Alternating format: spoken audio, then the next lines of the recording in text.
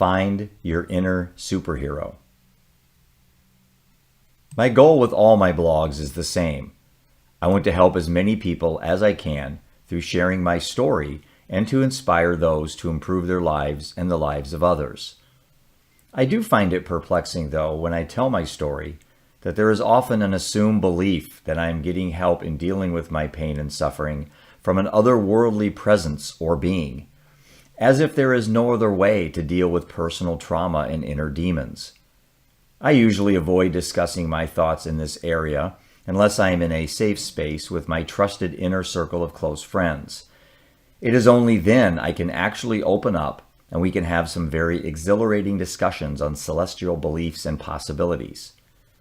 Unfortunately, it seems to me that there are certain topics to avoid if you wish to placate your audience. Nonetheless, I am undeterred. I am not aiming to convert or influence anyone on any particular ideology or belief system, or lack thereof. I am proposing questions to you that I ask myself frequently as I continue my discovery of self and beyond.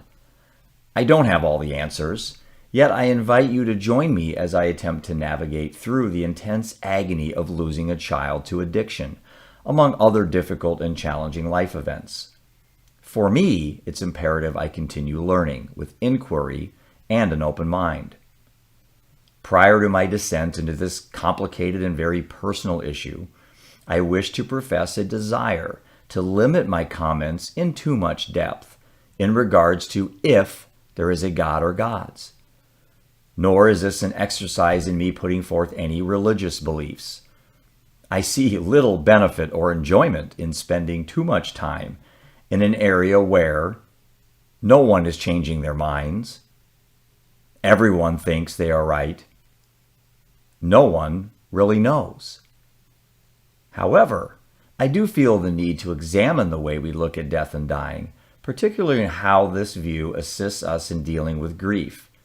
In doing so, I discovered there exists a potential trade-off with how we are progressing as a society as a whole. As I propose in my new book, This One's for You, I firmly assert and submit to you that it is extremely difficult, if not impossible, to advance as a society when we have competing groups holding non-negotiable beliefs that are mutually exclusive. It's a witch's cauldron of malevolence, disdain, contempt, spite, malice, and doubt. My journey has taken me to all ends of the philosophical realm of spirituality. As I struggled with dealing with death, my alcoholism, yeah, I know, I used a label, and my compulsive gambling issues in my past, I wanted to remain very open-minded in finding ways to cope. I have decided I am comfortable, for now, with not knowing what happens when I die. I know for most of us, this is a hard pill to swallow. However, my willingness to accept not knowing certainly doesn't equate to a desire to stop searching. That I will never do. Is there an afterlife? If so, does it require or demand a belief in a God? Could there be an afterlife without a God? Or even many gods without an afterlife? Our inability to grasp the finality in which death is offered us has spawned a desire for immortality, a yearning for the gift of eternity, it seems. I often wonder if living in eternity would be a gift or a curse. I guess it depends on what state of mind or consciousness you would exist in eternity. Consider at the end of your life you develop dementia or Alzheimer's and then die, a shell of your former self. Would this then be the state of mind in which you would unfortunately travel through eternity? Or would you magically be reinstated with your younger mind, full of awareness and knowledge? I honestly don't know, yet I clearly see the benefit of assuming the more pleasurable scenario. Heaven and hell. If there is a supreme ruler, and this celestial being has the power to impose reward and punishment, How are you so sure your earthly actions aren't simply born out of fear and greed? As Albert Einstein so eloquently stated, if people are good only because they fear punishment and hope for a reward, then we are a sorry lot indeed. I would propose, if true, this is a colossal waste of a tremendous opportunity this otherworldly being would have had, of which I deem it very unfortunate. I would hope we are inclined to do good just because it's the right thing to do, and we shouldn't need to inject anything else into the equation. It would seem this view, unfortunately, isn't imaginative enough for the masses, and is a rather boring and deficient approach. Is being positive and doing good really that difficult to achieve without help from above? So, apparently what's really important is the utility of a belief in something, and the good that comes from faith. Do you have to believe in an afterlife, deities, and heaven to live an inspired life or to do good? Of course not. I see no reason that a believer or non-believer should be any less able to live an existence in complete awe, fascination, and appreciation of nature, life, and what we don't understand. It's no different in that it shouldn't matter if you are black, white, straight, or gay. What you are in the eyes of society is no indication of who you are inside.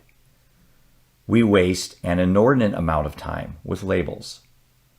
Democrat, alcoholic, sober, theist, atheist, ADD, attention deficit disorder, addict, activist, or conservative. I could go on and on and on. Actions speak louder than labels. We spend far too much time on what people believe and not enough time on how they behave. I know plenty of jerks on both sides of the fences. We are sharp enough to question a magician or illusionist, but there are beliefs we are not encouraged to question, and these are often beliefs upon which we are required to make very important life decisions. These are the main areas we should be testing. English mentalist Darren Brown. I admit to being a compulsive reader and listener to podcasts. Anything I could get my hands on or tune my ears to would be a way for me to learn to cope with the trauma I had endured. After Seth passed away, I was compelled to try to understand why a seemingly perfect kid at the age of 15 started to make a series of very poor decisions, culminating with his death on 10/4/16. I discovered the majority of helpful books, blogs, and motivational presentations seem to be from a more non-secular approach. From a business perspective, this makes sense to me. Less confrontational and appeals to the majority of people seeking help and guidance. It just left far more questions than answers for me. Superheroes.